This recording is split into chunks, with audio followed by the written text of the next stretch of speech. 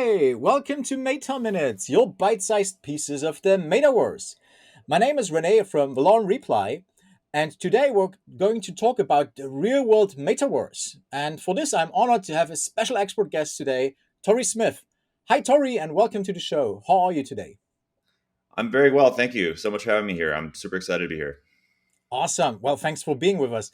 Can you tell us a little bit about yourself and your background as it relates to, well, computer graphics, Metaverse, and all the related things, of course? Of course. Yeah, thanks. Again, my name is Tori. I have really two passions that I've been really excited about for a lot of my career. First is maps, and the second is games. The role I have at Niantic is actually like really a dream job for me. My background's in mechanical engineering. I spent the first 5 or 6 years of my career working on building maps and localization systems for self-driving cars, figuring out how to help cars figure out exactly where they are in the world and figuring out how those perception systems work as well. The 3 years I spent immediately prior to joining Niantic, I was at Mapbox working on a Vision SDK for augmented reality navigation and driver assistance.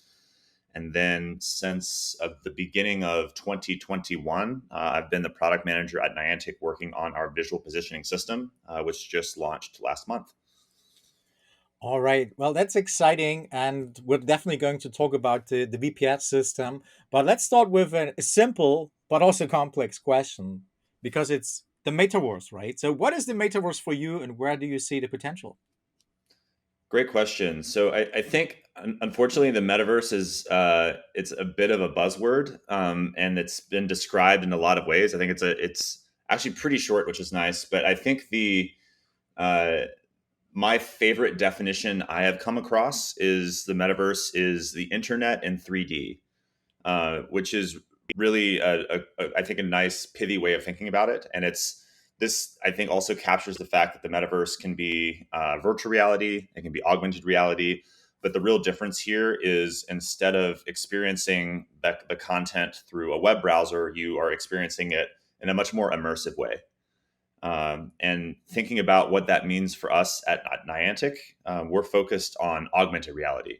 If you look at our company's mission, we're focused on inspiring people to explore the world together, which I think is a really inspiring mission.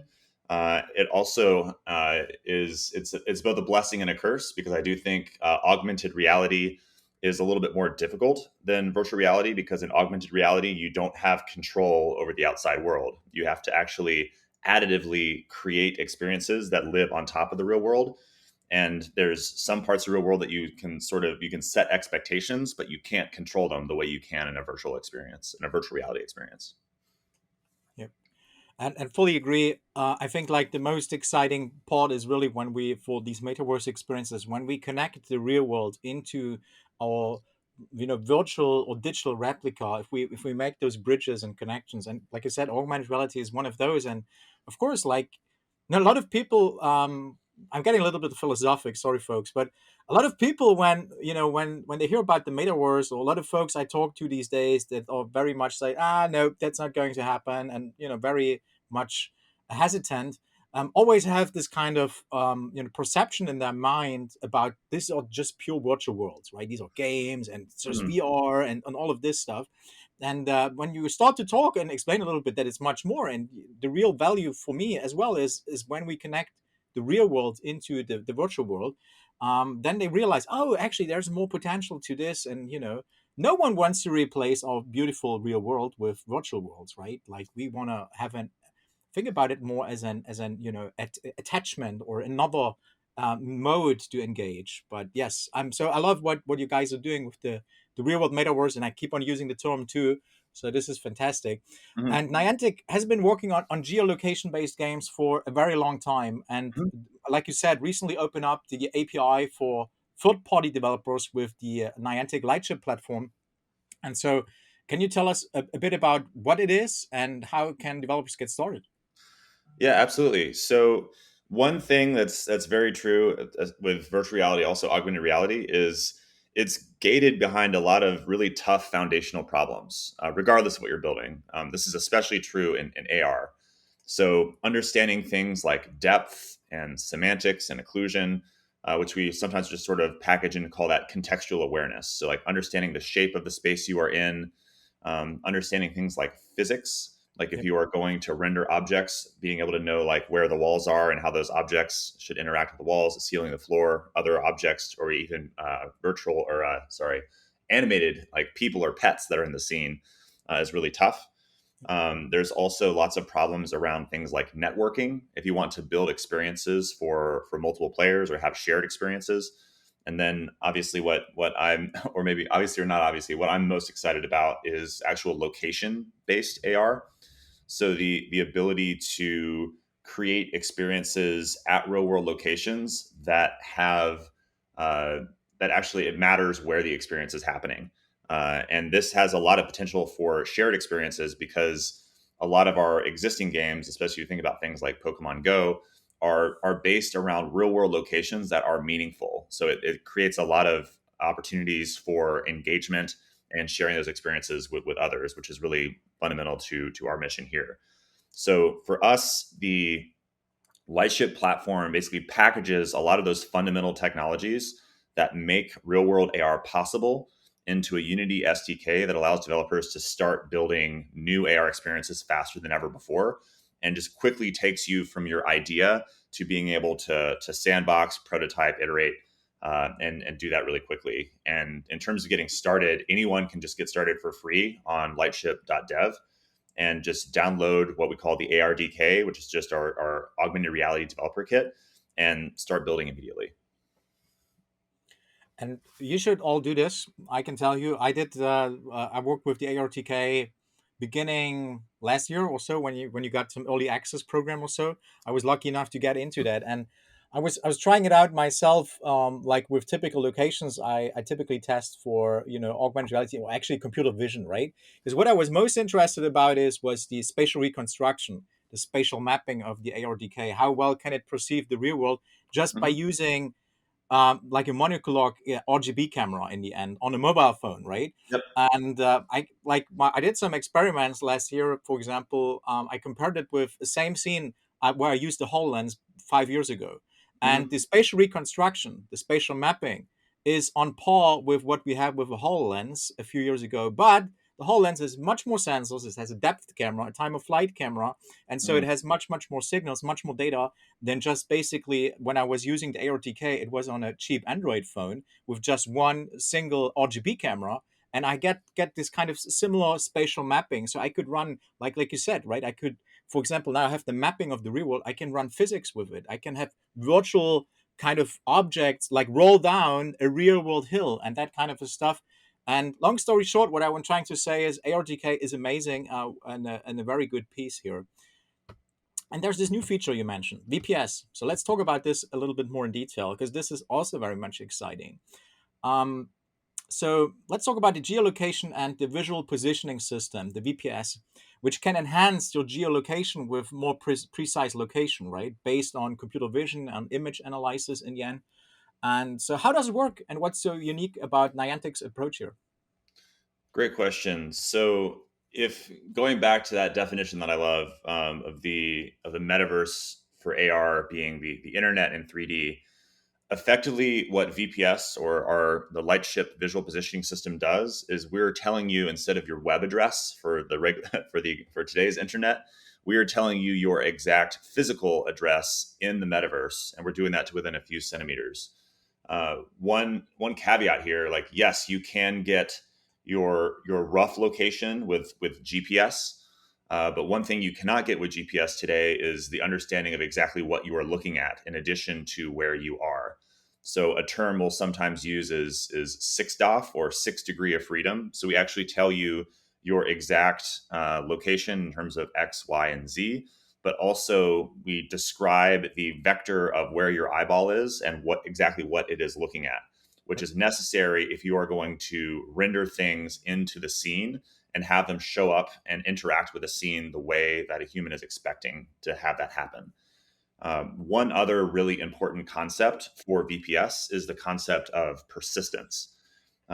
Most AR experiences, if you don't have a way to have that content stay in place and be anchored to the real world, those experiences are going to be ephemeral.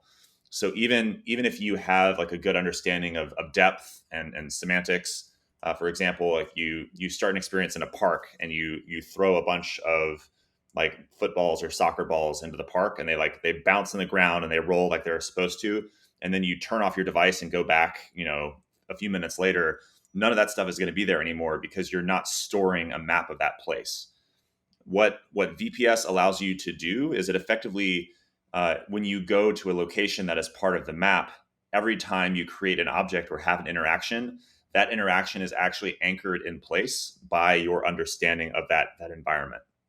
So you're effectively creating spatial bookmarks, which are often referred to as anchors, that tie that content to real world locations.